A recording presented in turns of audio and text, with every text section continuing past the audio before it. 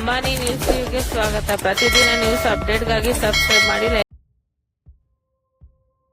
ಮಳ್ಳೂರಿನಲ್ಲಿ ಭಕ್ತಿಭಾವದ ಪರಾಕಾಷ್ಠೆ ಅದ್ಧೂರಿಯಾಗಿ ನೆರವೇರಿದ ಶ್ರೀ ರೇಣುಕಾ ಯಲ್ಲಮ್ಮ ದೇವಿಯ 3ನೇ ವರ್ಷದ ಕರಗ ಮಹೋತ್ಸವ.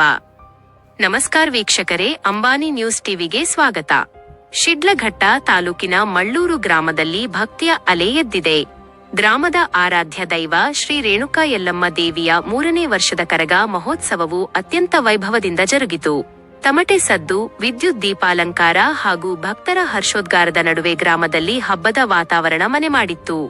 ಈ ಬಗ್ಗೆ ಒಂದು ವರದಿ ಇಲ್ಲಿದೆ ನೋಡಿ. ಹೌದು, ಶಿಡ್ಲಘಟ್ಟ ತಾಲೂಕಿನ ಜಂಗಮಕೋಟೆ ಹೋಬಳಿ ವ್ಯಾಪ್ತಿಯ ಮಳ್ಳೂರು ಗ್ರಾಮ ಈಗ ಸಂಪೂರ್ಣವಾಗಿ ದೈವಭಕ್ತಿಯಲ್ಲಿ ಮಿಂದೆದ್ದಿದೆ. 3ನೇ ವರ್ಷದ ಶ್ರೀ ರೇಣುಕಾ ಯಲ್ಲಮ್ಮ ಕರಗ ಮಹೋತ್ಸವದ ಅಂಗವಾಗಿ ದೇವಸ್ಥಾನವನ್ನು ವಿಶೇಷ ಹೂವಿನ ಅಲಂಕಾರ ಹಾಗೂ ಆಕರ್ಷಕ ವಿದ್ಯುತ್ ದೀಪಾಲಂಕಾರಗಳಿಂದ ಅಲಂಕರಿಸಲಾಗಿತ್ತು. ಮುಂಜಾನೆಯಿಂದಲೇ ನೂರಾರು ಭಕ್ತರು ಸರತಿ ಸಾಲಿನಲ್ಲಿ ನಿಂತು ದೇವಿಯ ದರ್ಶನ ಪಡೆದು ಪುನೀತರಾದರು. ಇನ್ನು ಈ ಬಾರಿಯ ಉತ್ಸವದ ಪ್ರಮುಖ ಆಕರ್ಷಣೆಯಾಗಿದ್ದು ಕರಗ ಮಹೋತ್ಸವ. ಬೆಂಗಳೂರಿನ ಪೂಜಾರಿ ಸಂತೋಷ್ ಅವರು ಕರಗ ಹೊತ್ತು ಗ್ರಾಮದ ಪ್ರಮುಖ ಬೀದಿಗಳಲ್ಲಿ ಸಂಚರಿಸಿದರು. ಕರಗ ಸಾಗುವ ಹಾದಿಯುದ್ದಕ್ಕೂ ಭಕ್ತರು ಭಕ್ತಿಗೀತೆಗಳಿಗೆ ಹೆಜ್ಜೆ ಹಾಕಿ ಸಂಭ್ರಮಿಸಿದರು. ಇದಕ್ಕೆ ಮತ್ತಷ್ಟು ಮೆರುಗು ನೀಡಿದ್ದು ಬೆಂಗಳೂರಿನ ಖ್ಯಾತ ತಮಟೆ ಕಲಾ ತಂಡಗಳ ಪ್ರದರ್ಶನ. ತಮಟೆಯ ಲಯಬದ್ಧ ಸದ್ದಿಗೆ ಯುವಕರು ಮೈಮರೆತು ಕುಣಿದು ಕುಪ್ಪಳಿಸಿದರು.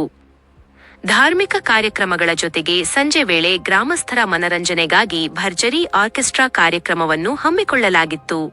ಈ ಇಡೀ ಮಹೋತ್ಸವವು ಕಲಾವಿದರಾದ ಡಿಎಂ ಶ್ರೀನಿವಾಸ್, ಮುನಿಮಾಸಪ್ಪ ಹಾಗೂ ಸತೀಶ್ ಕುಮಾರ್ ಎಂಎಚ್ ಅವರ ನೇತೃತ್ವದಲ್ಲಿ ಮಳ್ಳೂರು ಗ್ರಾಮಸ್ಥರ ಸಂಪೂರ್ಣ ಸಹಯೋಗದೊಂದಿಗೆ ಅತ್ಯಂತ ಯಶಸ್ವಿಯಾಗಿ ನೆರವೇರಿತು. ಒಟ್ಟಿನಲ್ಲಿ ಶ್ರದ್ಧೆ ಮತ್ತು ಸಂಭ್ರಮದ ಸಮಾಗಮದಂತೆ ಕಂಡ ಈ ಉತ್ಸವ ಮಳ್ಳೂರು ಗ್ರಾಮದ ಜನಮಾನಸದಲ್ಲಿ ಅಚ್ಚಳಿಯದೆ ಉಳಿಯುವಂತಿದೆ.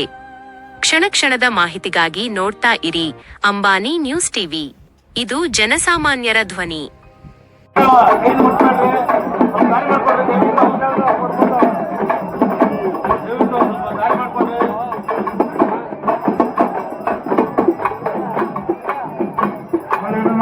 ಗ್ರಾಮಸ್ಥರಲ್ಲಿ ಶಿವನೇ ಪ್ರಾರ್ಥನೆ, ದಯವಿಟ್ಟು ಏನು ಯಲ್ಲಮ್ಮನವರ ಕರಗ ಮಹೋತ್ಸವಕ್ಕೆ ಅಡಚಣೆ ಇಲ್ಲದೆ ದಾರಿ ಬಿಟ್ಕೊಡ್ಬೇಕಂತೇಳಿ ತಮಗೆ ಮನವಿ ಕೇಳ್ತಾ ಇದ್ದೀನಿ.